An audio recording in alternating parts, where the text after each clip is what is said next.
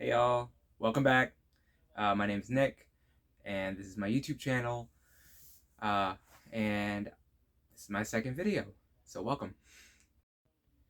So I think today's video, I want to start a little bit of a series, I think, uh, just because I do get asked a lot about, like, diet advice, sometimes fitness advice, mostly diet advice.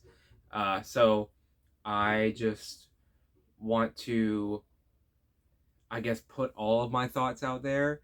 And whenever I tried filming this video earlier this week, today is Wednesday, January 7th, by the way, of 2026. Um, Whenever I tried filming this video earlier this week, I had a lot of thoughts and I could not contain all of them because I was going off in all sorts of directions. So I think I'm going to make it a series and I'm going to intersperse it with like more personal details about my experience with weight loss and with fitness. But I think this inaugural episode is going to be about nutrition. Uh, so stay tuned for that. This is a series I'm going to be calling Baby Steps. And so, Baby Steps Nutrition. This is the intro. Welcome. Also, if I seem maybe a little bit more tired than normal, I say than normal. I've had one fucking video. If I seem more tired than the last video, it's because I am tired. It's nearly my bedtime. I have already brushed my teeth, eaten dinner, all that good stuff. Not in that order. Um, so I am a little bit lower energy, but I have been thinking about this topic all week, and so I am ready to get the thoughts out there while they're in my brain still. I'm in my pajamas, and in fact, I might be in my pajamas for most videos because that is just how I live whenever I'm at my house. Whenever I'm at my house. So, baby steps, nutrition. Yay, chapter 1. Um, I Let's go over what baby steps are as a concept. So, baby steps, what does a baby do baby steps for, right? Baby steps are in order, the first steps that a baby takes in order to walk. Baby steps have a purpose and they have a goal. And that is the thing that people often misattribute to their actions because they think that taking a baby step is anything. And unfortunately, uh, not everything is a baby step. Sometimes it's just bullshit. BS. Baby steps. Bullshit. Uh, you got to discern between the two. You got to figure out what is and is not actually purposeful and goal oriented. Uh, so, whenever we're talking about nutrition, which is, of course, this episode, um, there are many kinds of baby steps you can take, and there are many things that people call baby steps that are just bullshit.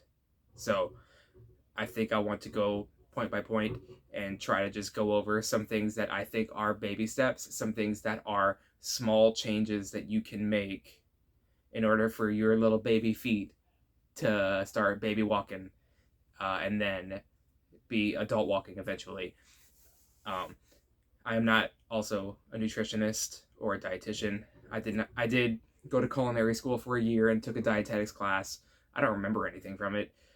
This is everything that I have learned in the past 4 odd years of being interested in this stuff, and then also successfully losing weight, and also still struggling with my weight and my fitness.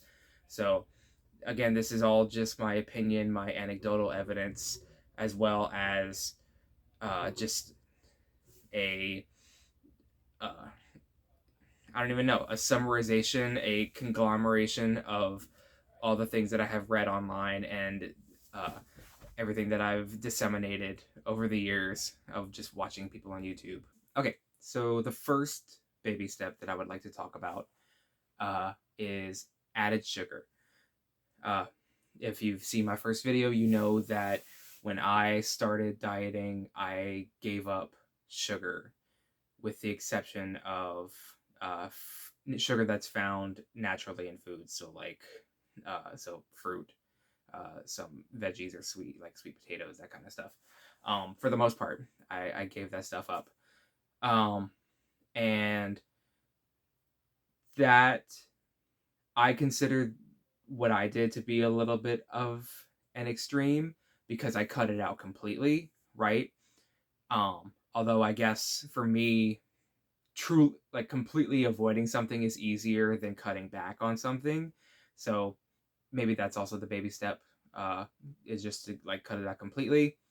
But as far as like as official advice goes, I'm going to say, don't do as I did. Just try to cut back on your added sugar. Apparently, the World Health Organization says, recommends rather, that healthy adults eat less than 25 grams of added sugar per day. 25, sorry, not 25 grams. Wait, yes, 25 grams. Oh God, what is wrong with me?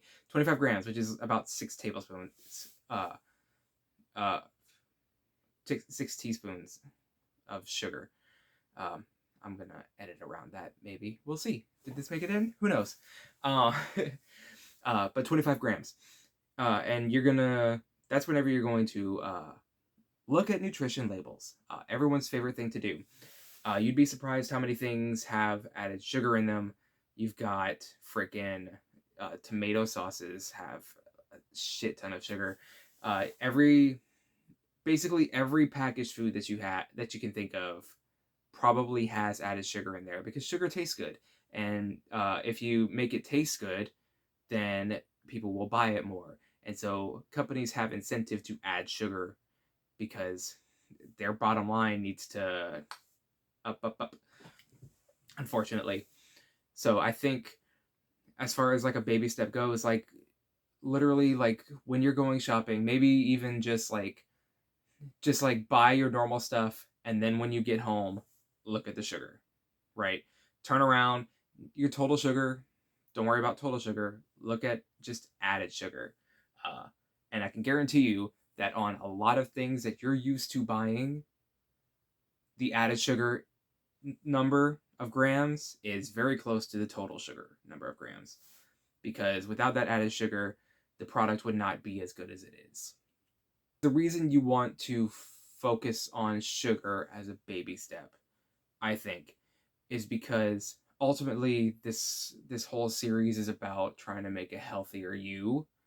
Uh and I hate to say it, but you have to want to curb your sweet tooth. Uh Unfortunately, most people are very much addicted to sugar. Or I guess maybe most people is not fair, but a lot of people are addicted to sugar. We have an obesity epidemic for a reason. I'm obese. Like, sorry, I am. And so, like, I can say this from experience, as current lived experience. But we are, as a society in America, very, very fat, very obese. And part of that is the amount of calories that we're intaking, and an easy way to reduce calories is your sugar intake. But also, I think what happens is if you are reducing your sugars, your added sugars rather, then you're getting used to what real food starts to taste like. uh, I think that by removing the added sugars from my diet, I was sort of forced to find other ways to eat. Uh, and to be honest with you, I can't even think of any at the top of my head. But I do know that it sort of forced my hand to say, okay, well, uh, I can't just like get freaking sesame chicken, right? What can I do instead if I want some kind of some kind of sweet like chicken thing to eat for dinner or something? Guess what? I don't. Sorry to say, that is what happened. Uh, I just curbed. I tried to curb my sweet tooth as much as possible. That's why I also, if you saw my other video, I did not eat the sugar-free versions of these things as well. Anything sweetened with like stevia, sucralose, anything like that, because I knew that the problem was that, or I knew that one of my problems was that I loved sweets too much. And I needed to kill that part of myself, temporarily at least.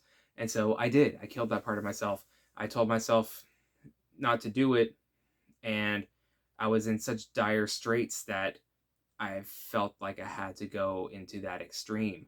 Hopefully, when you are watching this, if you're starting a weight loss journey or if you're starting a health journey, anything like that, hopefully you are not in dire straits. Hopefully, you still have time ahead of you to make small choices, baby steps towards a better life or a healthier life or just a life that is not so dependent on food companies packaging things and putting sugar where it doesn't belong in order to make you addicted to it, in order to keep you buying it, making you a slave to their bottom line, as opposed to you making choices for yourself. I think it's probably, out of all the ones that are going to happen in this nutrition video or any future nutrition videos that I have, sorry, any future nutrition videos that I have, uh, I think added sugar is probably like the biggest one. So maybe the baby step is maybe the baby step is not as small as I once thought, or at least as I thought at the beginning of the video. But like truly, like you don't have to do it all at once. You don't.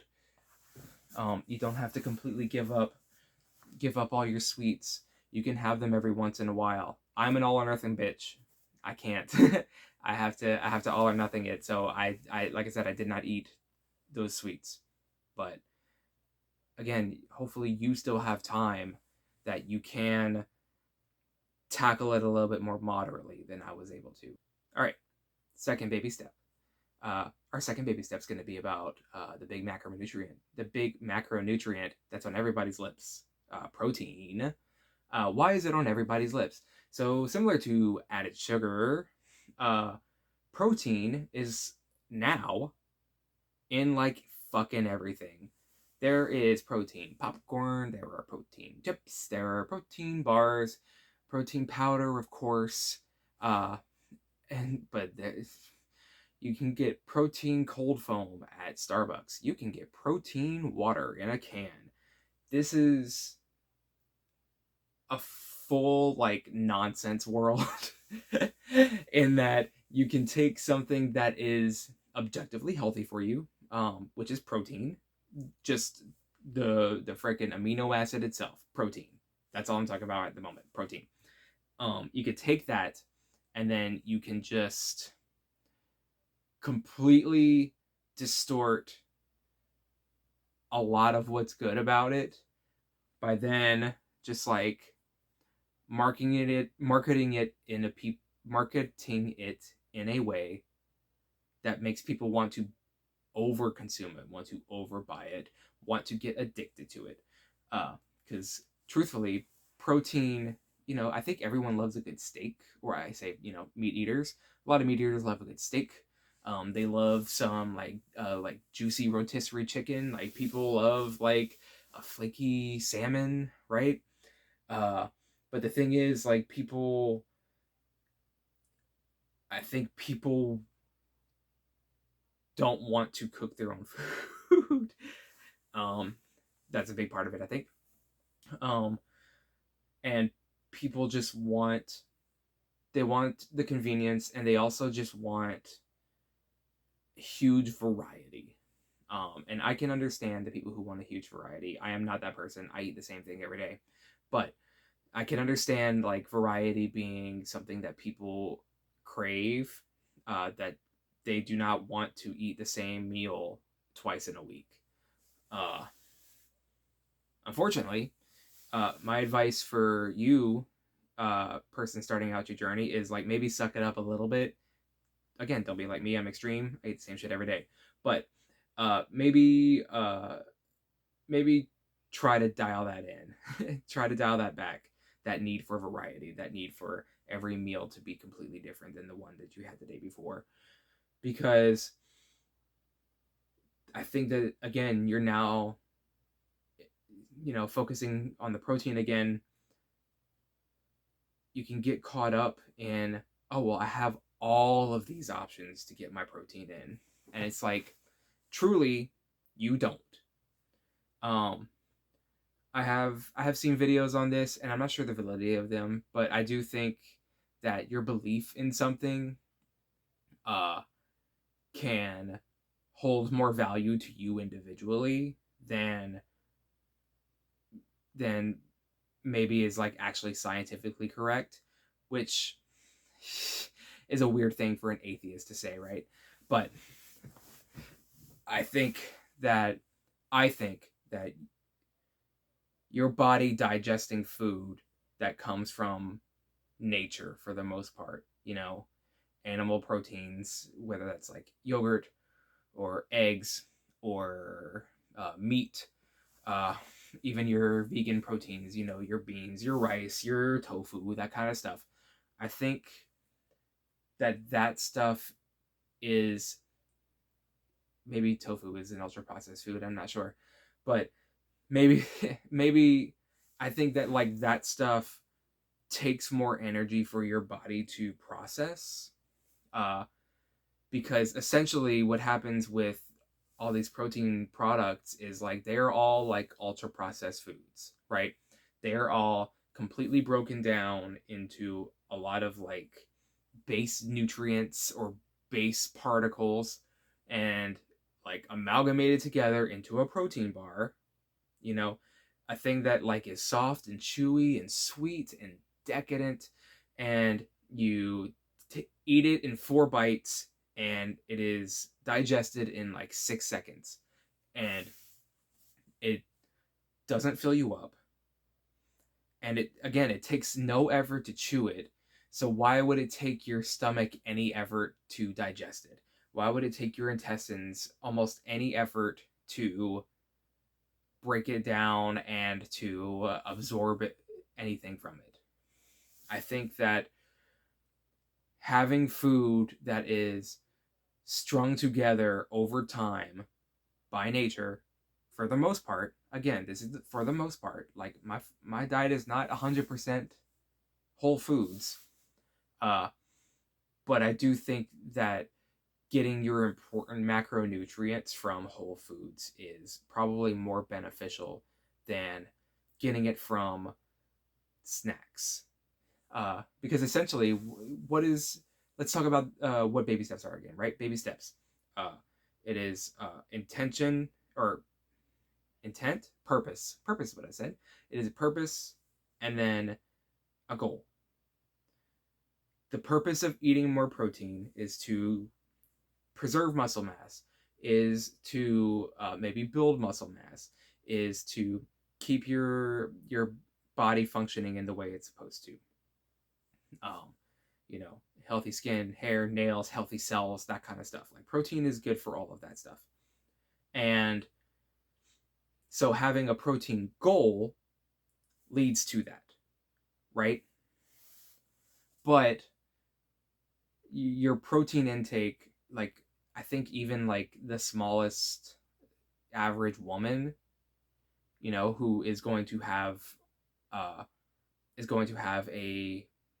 the lowest protein intake of like the average population, right? She's going to have because generally women do not need as much protein for muscle mass, that kind of stuff, right? So I think even this hypothetical woman, is going to be needing to eat like 80 to 100 grams of protein per day, right? So like 30 grams of protein per meal, maybe. And, maybe a protein bar can fill in that gap sometimes. But like if you're eating 3 square meals a day, like you should probably be getting your protein in that. And then your protein bar is just a snack. That's all it is. If you're getting your 20 grams as a snack and that's your protein goal right there of like 100, right? Okay, well then like is one of your meals not protein at all? Like, I just find that sort of baffling. And so then if the goal of protein itself, protein the macronutrient, right? If the goal of protein is to do all those things, then what, move this over, hello, then what do you think the goal of a protein snack is, right? If you're, I just think that protein snacks distract from this goal of preserving muscle mass, of building strength, of keeping your body going. I think protein snacks are snacks, first and foremost. Are they a better option for a snack? Yes, they are. But I think that they're, if you are trying to hit your protein goal through snacks, that is a waste of your money, it is a waste of your calories, and it is a waste of your time. Now, it's like, if you have some protein snacks and you're eating them occasionally as a snack, I think that that is fine. I do not think that you are a bad person for eating protein snacks. I mean, every now and then I'll have like I'm just like, I just need fucking something. And so maybe I'll get those like wild chicken chips, or I'll get like a Bear Bells protein bar, right? Every now and then. But I think so many people will just see the word protein and they're like, oh, thank God, I don't have to change anything about myself. And I am now healthier. And the truth is, you are not. You are still dependent upon the ultra processed food. My friggin' coworker was drinking protein chocolate milk from Nesquik. Nesquik. You're gonna tell me that's healthier? Marginally, maybe. Doesn't fix the problem, right? It's so maddening that these food companies just get to do whatever the fuck they want because they have like hijacked our brain chemistry. They have hijacked our socialization to say that it's normal. It's not fucking normal. It just truly isn't. So maybe that's where this whole baby steps video right now is going, is like, try to simplify your life. Try to take control of your life. Because I think that that's why we have this obesity epidemic, is because we're allowing these companies, and by we are allowing, I just mean that, the government, as well as just people's upholding their like social norms. I think we are allowing these companies to just say, we get to decide what you put in your mouth. We get to decide that you're going to be addicted to our deli meat because it has 7 grams of added sugar per slice. We get to decide that you are now addicted to our chocolate milk. And then if you want to make a healthier choice, you're still addicted to our chocolate milk. And so you're going to buy our other chocolate milk that has whey protein added to it. It's sad, man. So I think this baby steps video has gone off the rails already, but I don't care. So enough about protein and ultra processed foods. Let's talk about fiber and ultra processed foods. Fiber is a great nutrient. Guess what? Whenever I have to go number 2 at work or at home, I am in and out of the bathroom in about 2, maybe 3 minutes flat if I'm scrolling on my phone. I do not fuck around about my fiber. I am getting a little bit less now because I'm like cutting a little bit my carbs. So I'm eating 2 less apples a day from the 4 that I was eating before. So I'm probably getting only about 50 grams of fiber every day, which is still 20 grams above the recommended daily amount.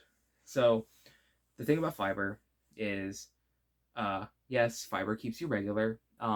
you may have seen videos recently saying that like the gut microbiome is like the second brain, that your gut microbiome is directly involved with your cognitive behavior and with your with like helping brain fog, like that kind of stuff. And I don't know if all of that is true, right? I have watched science YouTubers talk about that, and I'm like, oh, that's cool, I guess. Mostly, fiber is filling, and fiber is good for you, and there are basically no real negative side effects to eating fiber or eating more fiber. And this again, to bring it back to where it's been going, each point I've made, uh, fiber from whole foods. I'm eating 2 apples a day. I'm eating a banana every day. I am eating the most gigantic bowl of salad you have ever seen in your life as part of my breakfast every day. I'm eating veggies, berries. I'm eating that shit every day. Oh, cacao nibs. Put cacao nibs on your fucking yogurts, y'all. I'm telling you. First of all, like, yeah, they're super bitter. I don't care. I didn't eat sugar for a year, and then after that I was able to drink black coffee, no problem. So like bitterness, like fine. I can understand that. You really can't taste it when it's just like a topping on your yogurt or like on your smoothie or something like that. It's just like a crunchy bit of goodness and it's high in fucking fiber. And that shit slaps. I fucking love those things. Cacao nibs. Sponsor me, Navitas, I think is that brand. But that being said, Whole Foods. Uh, your fiber pills are like good, possibly, but also I think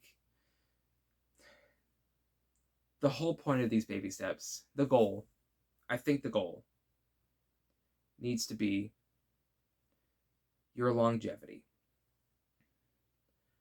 Relying on ultra processed foods to get and supplements for that matter, relying on these things to meet your base nutrition needs, I think is foolish. I think it's difficult.